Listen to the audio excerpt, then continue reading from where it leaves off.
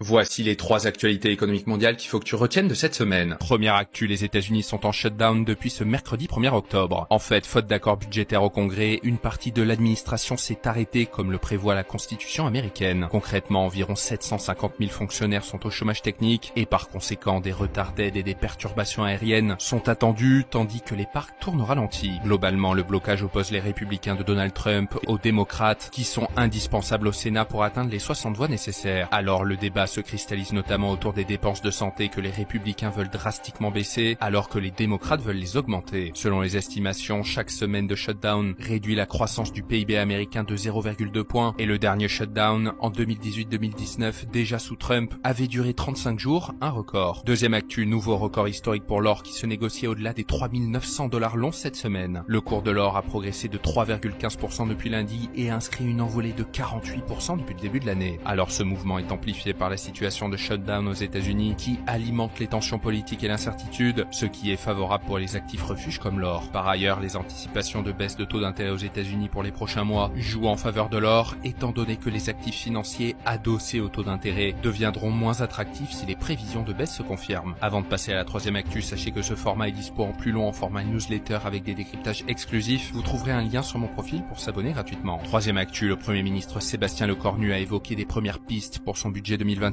D'abord, il proposerait de baisser le taux de CSG, qui est en fait un impôt qui finance la sécurité sociale, sur les heures supplémentaires faites au travail. Il proposerait aussi de baisser l'impôt pour les couples payés au SMIC afin de leur faire économiser l'équivalent de 200 à 300 € par an. Autre mesure, rendre à nouveau non imposables les primes Macron versées par les entreprises aux salariés pour stimuler le pouvoir d'achat. Il est aussi évoqué une augmentation des plafonds sur les exonérations d'impôts sur les donations entre parents et enfants et entre grands-parents et petits-enfants. Enfin, des pistes sont évoquées du côté de la contribution des revenus en fonction de leur revenu fiscal de référence et de leur patrimoine, tout en écartant la taxe Zuckman pour le moment.